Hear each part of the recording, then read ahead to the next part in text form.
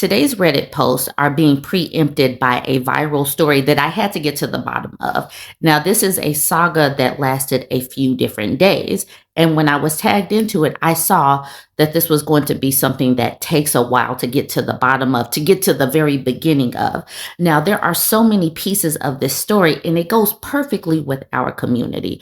We have weaponized incompetence. We have people pushing boundaries. We have a people pleaser. There are so many different things.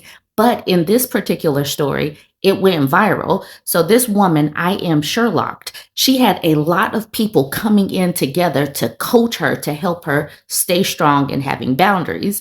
One of the things that she did in the course of this whole fiasco, I walked off to admire the walls. So you're going to need this picture later on.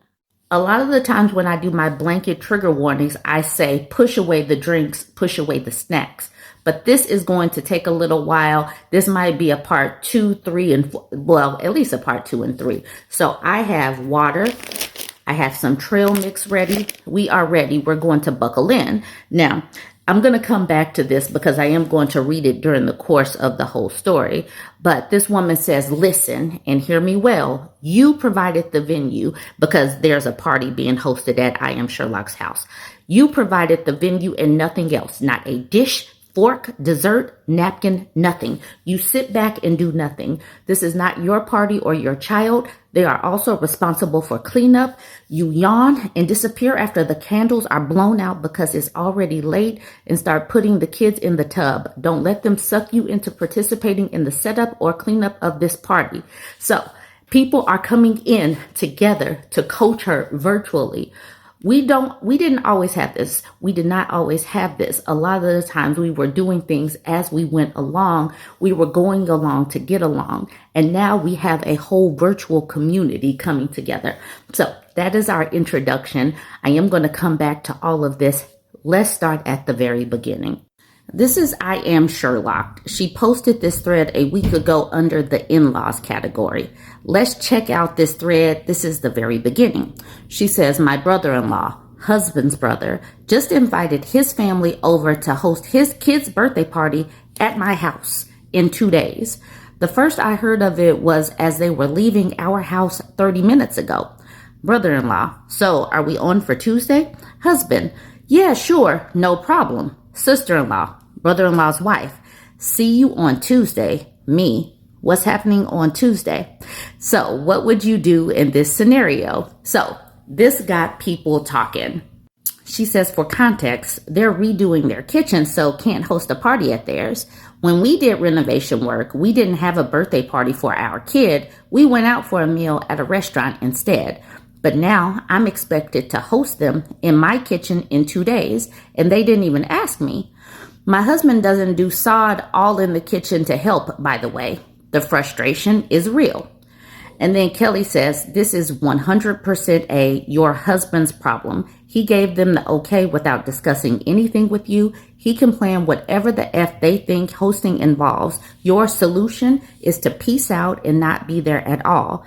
Maybe show up an hour into the shindig for cake and to see what all went down. You do nothing. So from the very beginning, people were bringing her in, coaching her and letting her know how to work this.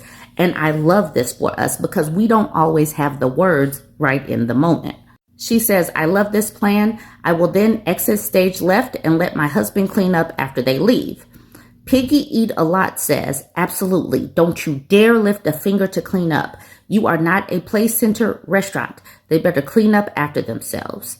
And then Atika at the bottom says, and if the house is messy after the party, demand your husband clean it personally or call for a cleaner. Don't you dare do it yourself. So this person's name is I Don't Care If You Like Me Anyway. She read all of that and then decided this. Seems sad you dislike your niece or nephew so much that a little pizza and cake for a family celebration is making you this angry. If it was me and I knew they couldn't host, I would be happy to help my relatives. You seem to be the actual problem, and you heard about it when they were still there. You could have asked questions or set parameters then. She said nothing about disliking the family. And this woman is not angry because there's a party going on. She's irritated. She's not angry, but I don't know how this woman got to this point. But here's I Am Sherlock saying, respectfully, you've read the situation wrong. I love those babies, which is why I'm not kicking up a fuss right now and letting the little one enjoy her birthday here tomorrow. My issue is with the adults in the situation and the lack of respect shown. Why am I hearing about it in passing as they leave in the first place? Here it is the next day. She says, why do I think this is all my sister-in-law's plan? I usually bake all the kids' birthday cakes in the family, mine and theirs. I love those kids and spoil them always. Sister-in-law said last year that she wants to bake her kids' cakes now. How hard can it be? It's just flour and eggs, she said. Okay, sure, you do you. 3 weeks ago, she came over and said how her kids want a K-pop Demon Hunters cake for her birthday.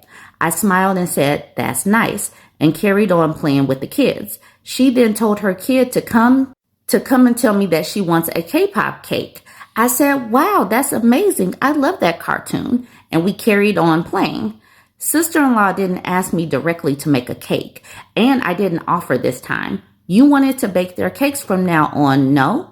Sister-in-law then said, oh, I don't think we can have a party anyway. We can't have it at our house because of the kitchen. I told her no party, and she's so sad. My eyebrows went up. I said, you could have a party at a restaurant or at your parents' house. When we did rental work, we took the kids out for a meal on their birthday instead, their choice of restaurant. Sister-in-law says, yeah, let's see. I realized then that she was hoping I would offer my house for the party, but if that's what you want, then ask. I'm not a complete witch. With 3 weeks' notice, I would have bought decorations and planned some party food. She has been radio silent with me since that day until when they visited for an hour and waited till I left the room for brother-in-law to ask my doormat of a husband about having the party here. Sister-in-law could have mentioned it to me yesterday in person or before then via text or call. Nada. So no, I'm not reaching out to her to ask anything about the party because I'm not hosting a damn thing. I'm going to carry on with my day as normal. They want to use my space, fine, only because I love those kids. I'm not lifting a finger unless it's to reach for a slice of pizza and cake. And I sure as heck am not cleaning up afterwards. See you next Tuesday. It's tomorrow. Uh-oh, mother-in-law has entered the chat. Let's take a sip. All right, let's check out this conversation. Mother-in-law. Oh, apparently it's A's birthday tomorrow. Like she didn't know it's her grandchild's birthday tomorrow. Me. Yes, it is. Mother-in-law. They said they're going to do the party here because their house is a mess. They said they'd bring the cake and pizza. Me. I wasn't there for that conversation. Mother-in-law. Well, I said I'd make some food too. It should be enough, shouldn't it? Or what do you think? My cue to offer to make something. Me. I don't know. Mother-in-law. Sister-in-law didn't tell you about it? She should have mentioned it to you. Me. No, she didn't. What time are they arriving if the adults are working until 6 or 7 p.m.? It's not exactly great timing for young kids on a weekday. Mother-in-law. You're so right. Why didn't I tell them to do it on the weekend instead? I didn't know anything about it either, by the way. They just mentioned it as they were leaving. Me. But you just said you offered to cook for them. Mother-in-law deflecting. You should ask what time they'll come. See what they say. Me. That's okay. It sounds like you guys have everything covered.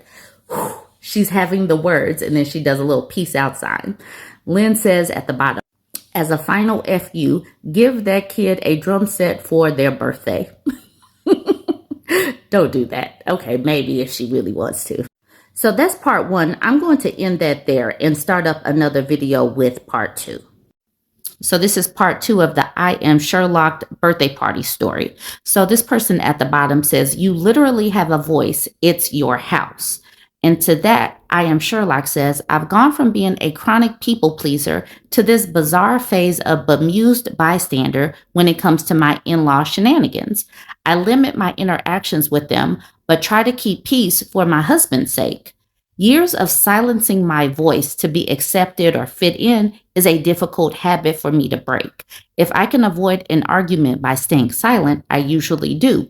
Some days I do myself proud by speaking up, other days not. It's a slow progress, but there's progress, and I'm grateful for that. People have got to know and understand that being a people pleaser it's a reaction to years of conditioning, to knowing and understanding that if you don't react or don't respond in a certain way, there are some kind of consequences. And they're not always physical consequences, but there's social shunning, there's mental abuse, there's all kind of things that happens if you don't do the whole or there's the perceived consequences if you don't just do the things. And she's getting to the point where she's trying to heal that. And other people know how it means to, or how it feels to be a people pleaser in some of the links that you go through. So there's that. And that's the reason why we're doing this whole viral story, because she is not doing her typical people pleaser thing. S. Weaver or Sweaver says, I know you're not asking for advice. There's a new book out called Fawning by Dr. Ingrid Clayton, and I swear to God, I saw everything in my life differently as I read it. And she says, I am absolutely open to advice because I have no idea what I'm doing at the moment other than internally repeating, is this good for my mental peace or no? Thank you for the recommendation. I will look it up. Ash K comes in and says, you and I are so different. I'm the complete opposite of a people pleaser. I'd rather burn all the bridges than be walked over. My father-in-law once dropped a snotty comment on my Facebook. I blocked him on everything, and he had to apologize to me before he was allowed back in my home. I will move mountain and earth for my family, but I don't tolerate disrespect.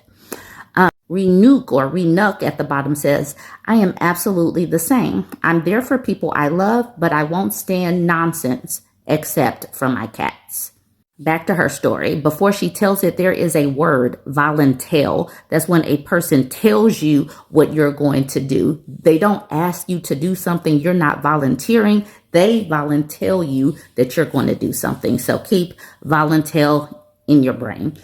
She says, I explained to my husband that I don't appreciate him making plans that involve me and my time without consulting me first, and how it then makes me look like a bad guy for saying no when everyone else has already agreed to the plans. I told him to have zero expectations of me helping him host a party tomorrow, especially when his family and he didn't even have the courtesy to ask me first. Husband, it's my fault. It was my idea. I saw red. What do you mean, your idea? Husband, they were really sad and kept saying how they couldn't throw a party or do anything for their kid on her birthday at their own house. Sound familiar? They wanted to do X, Y, and Z. I felt bad for them, so I ended up saying, just do it here. Me. So they both guilted you into offering to do it here. And your mom said she'd help by cooking. Husband, wait, that's not what it was. Me. I think that's what it was. Him, look, it's not a big deal. We're doing it for the kids. It's just a kids' party, right? Relaxed vibes. Me, we, kids, relaxed. Well, I'll be relaxing for sure. She says, it's approaching midnight. I'm in bed rubbing my feet together after refilling my water downstairs. Mother-in-law is busy making desserts for the party, and sister-in-law has messaged me. It's really rubbed me the wrong way because there's zero accountability on her part. Hi, I hope you're okay. Mother-in-law called to find out when we'll come over with A for her birthday. I'm pretty sure your husband said Tuesday. Hope that's okay. We'll just grab some food on the way. How do I even reply to that? I've run out of steam for today. This is the next day. You see 5 days. We've been counting down since 7 days ago. It says, good morning. It's 9 a.m. on party day. I can't quite believe how many of you are tuning in to what was just me venting about an average day with my in-laws. But welcome to the madhouse. Grab a seat and a balloon. There aren't any. And enjoy. I didn't reply to the midnight text. It just didn't make sense for a sister-in-law to insert me into their well-laid plans at the 11th hour unless it's because she realized she needs my help. The way she worded her text as if she has no idea when A's birthday even is and is just going along with my husband's plans just made my eye twitch. Today, I fully expect husband to flap around in a panic, asking me where everything is. My biggest challenge is not to cave and let the people pleaser in me take over to help him. For now, I'm wrapping presents and then getting on with my day. She says, 95% of my comments are, get out, girl. All right, she says, as for the party start time, no one has actually confirmed it, and I refuse to ask again. My guess is between 5 and 6:30 p.m., which is in around 4 hours. Between mine and my kids' schedules, I won't be around for any of the party prep before 5 p.m., besides popping in and out briefly with the kids. I may add a quick visit to the shops if start time is looking delayed, but I don't want it to become if you're going anyway, can you just pick up some balloons, plates, cups, jelly? So phone will be off and DND, do not disturb. Thank you so much for all the supportive comments. I still can't believe you're all still here. I can't reply to them all, but know I'll be coming back to read them if I get the urge to start helping. I must not fail. While collecting the kids from school, I reminded them that their cousin's party is at our house. Child 1, why is the party at our house? Me? Well, they're having their house renovated, so they thought it would be nice to have it at ours instead. Child 2, aren't you making the cake? Me, no, not today. Child 2, why not? You always make the cake. Me, I wasn't involved in planning today's party, love, so I wasn't asked to make the cake, and you'll have to ask Dad if you have any specific party questions because I don't know. Let's make sure we all be kind and have fun today, so A has a lovely birthday. Walking into the house. Child 1, it doesn't look like there's a party happening here. Me, looking around. Lobotomy says, ha, ha, ha, ha, ha, ha, ha. Okay. Here's where Natalie comes in with the pep talk right here. Listen and hear me well. You provided the venue and nothing else. Not a dish, fork, dessert, napkin, nothing. You sit back and do nothing. This is not your party or your child. They are also responsible for cleanup. You yawn and disappear after the candles are blown out because it's already late and start putting the kids in the tub. Don't let them suck you into participating in the setup or cleanup of this party. I Am Sherlock responds, yes, ma'am. She is sitting down. There is a picture. She's not a man, but there's a picture. It says, yes, ma'am. 3 dogs later is talking to Natalie here saying, your thread was giving all the strong black woman vibes. Had to check your profile. And then Natalie says, oh, thanks so much. I'm very much the boundary setter. We're not having that. And then MK Amira says, when I say everyone needs a friend like you, love this so much. And then Natalie says, that's so appreciated. I'm learning to be for people and myself what I didn't have the balls to be for myself and wish someone would have stepped in and done for me. Not saying this lady needs me, but I get protective of people when I see others trying to play in their faces. I get offended because who do you think you are? And then MK says, big ups for you for taking those steps for you. I get protective of others, including my team at work, LOL. And like you, I'm learning to be good at protecting me too. I'm including some of these comments because this is a real life group project. This is what a group project looks like, where a community is coming together to try to help this woman stand up for herself and have a backbone. And other people might see the exact same thing and get a little bit straighter with their backbone as well. All right, I'm going to end this one here. Part 3 will be coming up. So this is part 3 of the I Am Sherlock birthday party saga. She says, mother-in-law is in the kitchen on party food duty. I was making the kids their after school snacks. Husband appears for his tea break. Works from home. Husband, howdy partner. Initiating relaxed vibes. Me, hey, everything okay? Husband, yeah, what are you doing? Do you think you could? Me, sorry, I have to check if child 2 is ready for his after school activity. You should check on child 1 and see how his day was before you get back to work. Husband, and then she does this funny looking emoji face. Julie at the bottom says, I wonder if your hubby and in-laws know they've gone viral on Threads. Nestor says, howdy, partner, was a huge passive aggressive jab at attempting to rope you into his shenanigans. Resist the urge. Kay says, right, partner my patootie. I'm sure that this represents something other than a peach. So it says, right, partner my patootie. She says, everyone thinking I am calm. I may seem it in my interactions with the kids and husband, but I am absolutely not calm. My eye is twitching, my heart is pounding, and there's a lot of deep breathing techniques happening behind the scenes. Would it be anticlimactic if I took a stress-induced nap, say 3 hours? It's 6 p.m. and nobody is here yet. Husband will be clocking out of work shortly. Mother-in-law is on standby mode. Threnz, that's threads, friends, Threnz, please equip me with some one-line responses for when the inevitable questions happen. Where are the balloons? Do we have any candles? Can we find some napkins? Do you want to grab the plates? Do you want to grab the cake plates, spoons?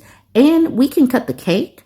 These are all things I usually take charge of, so they will wait until I'm there to ask, even if I show up fashionably late just for cake and presents.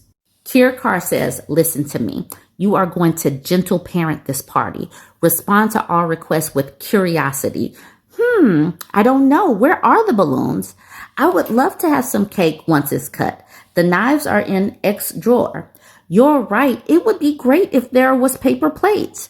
I can show you where the dishwasher soap is later. I'm not sure if there are candles. Did you bring any?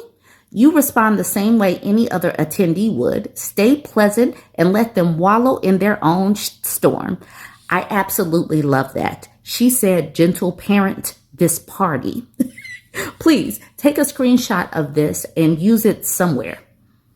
First car of guests just arrived. No sign of the birthday kid and family yet. This is going to be carnage. This person, Leona, says, if I had one criticism of how you're handling this is that you're not posting fast enough for me. So for me, I am posting this all at one time so that the folks that hadn't seen any of this, there's no suspense. You're just getting the whole story. They're here. I went down to say hi to the kids. Mother-in-law has called in the cavalry, her daughter, not the birthday mom, to help with all the food prep, serving, etc. Sister-in-law number 2 to mother-in-law. Why are they doing the party in the middle of the week? Why not the weekend? Mother-in-law, I'm not sure. They decided to do it today. What can you do? I said it's fine. It's only one day. Sister-in-law, the birthday mom. Mother-in-law to, and then it's just quiet. Mother-in-law to me as I was walking through the kitchen. Shall we serve food in about 15 minutes? Me looking around. I don't know.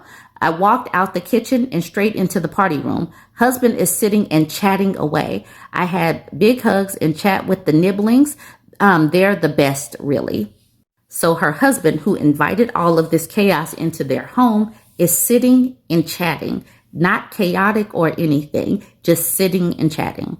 Sister-in-law walks in. Hey, Sherlock, are you okay? Me? Hi, yes, I'm fine. And you? Sister-in-law, yeah, I'm okay. Me? Good. Excuse me, I'll be right back. And then Rachel posts this picture. She says, that's my girl. I'm so proud. Mother-in-law knocked on my bedroom door. Can you just come down and help plate up the food? Me. Oh, isn't sister-in-law downstairs? All right, she is a lightning bolt, says. Also, she doesn't need help. She's just letting you know that she notices you're not helping. There are no decorations. I came downstairs. Sister-in-law seems stressed and is yelling. Birthday girl is crying. Husband, we need glasses. Me, they're in the cupboard. Husband, they don't look clean. Me, no, they don't. There is a big puddle of spilled juice on the floor. I pointed to it and said to husband, do you want to get a mop? Currently munching on pizza. The kitchen is trashed. Almost bedtime for me, isn't it? The cake is a store-bought sheet cake with a pipe message on it. No theme. I don't have a photo, but imagine basic Costco variety. I'm usually the one who takes all the event videos and photos to share afterwards. But today, your girl is on strike. We sang happy birthday. A was so happy, but tired. Sister-in-law turns to me. I don't know how to cut cake. Me, slow blinking with a polite smile. Sister-in-law too. Just cut it anyhow. It doesn't matter. She really wanted to go home. I walked off to admire the walls. That's where this picture comes in. Take it, use it for something. Anne says, I don't know how to cut cake, and then does this skeleton emoji, and then it's just a little video. You just take the knife and you just cut through the cake. Missy Mouse says, is she that helpless? It's a rectangle. Cut small squares and pass out on a plate with a fork. I think you sitting this one out is the best choice you've made because clearly this girl needs a lesson in how to be an adult. Someone should not need this much hand holding for a simple 3-year-old's birthday party with family. Brother-in-law, shall we open the presents? Sister-in-law, let's open them tomorrow at home. It's late. A, the child, presents, mine. Brother-in-law, okay, open one. They were all opened. Living room is trashed. Amy says, ma'am, I know this is an absolute show, but I hope you know how much joy you have given the entire internet today, and we all need video of your husband cleaning up the trashed living room. She says, the kids all collectively lost their so everyone left at the same time about 5 minutes ago. And then she posts this picture. It says, it's done. The mission is accomplished. It is over. Birthday party had during the week for a small kid. She says, brother-in-law and sister-in-law tidied up the wrapping paper before they left. Sister-in-law number 2 and mother-in-law handled the kitchen before sister-in-law number 2 also rushed off home. It's 90% back to normal. My kids have been sent to bed. Husband is tidying up the living room. I'm curled up on the sofa with a blanket catching up on GGBO. No clue what GBBO is. Quietly eating cake. Thank you, friends. I have never known support like this before. It has given me a quiet strength I never knew I had. I will be reading your comments until bedtime. Stacy says, when you turn in tonight, please tell me you deadpan your husband square in his eye bulbs and say, that was fun. Let me know when you schedule the next house party. And she says, oh my God, what an idea. Our next birthday is our own kids in a month. I can't wait to see what you plan for ours. And then Stacy says, oh my God, yes, the party continues. This is the next day after the party. She says, I'm one of those people who processes conversations hours after they happen, then come up with a great reply in the shower 2 days later or 2 a.m. when I should be sleeping. This happens the most with my in-laws family, who often says things but means something else. So when I started typing on Threads about the invite on Sunday, it was my way of journaling a conversation that I wanted to come back and look at later. I did not expect so many people to look with me and attend the party too. It's amazing how many people this resonated with across the globe. I couldn't keep up with all the different countries checking in for updates, but it's been one of the most incredible moments of community, solidarity, and support I've experienced. And niece A will never know it was all for her. Corianne at the bottom says, my in-laws have done similar things to me over the years, and you were my absolute hero yesterday. Bravo. This is funny. The Calm app joined in saying, thank you for bringing us all together to cheer you on and proud of you for holding your boundaries. And I walked off to admire the walls as an iconic phrase now. Isabel says, I can tell you that as an introvert, this was one of the best parties I have ever attended. Top tier hostess, great popcorn drama, and even better wall art. I think that there were so many lessons in this. Sometimes you do just have to let the chips fall where they may. These people made plans for her, and she said, I am not doing it. She says, get someone else to do it. And she did. She had boundaries. She did not pipe up. She did not step in to try to save the day. Y'all go ahead and chime in. That is the end of part 3. The party has come and gone, but in the comments and now in more threads, people are reflecting on what they've learned because of this. So Dawn right here says, LOL, as if marriage comes with a spine transplant, because not everybody has a spine. Not everybody knows how to stand up for themselves. Not everybody is assertive or confident or has boundaries. Some of this stuff has to be learned. And so she says, sometimes when we have complex childhood or family traumas, it's okay and build that spine one vertebrae at a time. T Think Repeat says, I told my daughter-in-law that that we were going to polish her spine till it was nice and shiny. She's been used as a doormat by her family, but she's ours now. Nobody will ever walk on her again. I Am Sherlock says, this healed me a little. Thank you. And then Muck Chin says, it took me a lot longer than you to set boundaries with my family. The drama was much bigger too.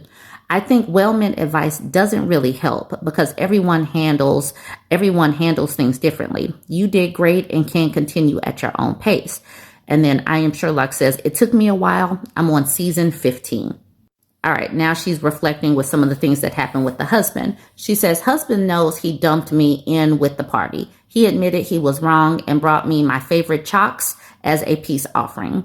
He has a very annoying habit of saying yes without thinking when it comes to his family and doesn't see how they manipulate him at times. To his credit, he was trying to help during the party, serving the kids' plates. Mother-in-law shooed him away after a bit, getting glasses for drinks, pulling chairs and tables, and then tidying up afterward.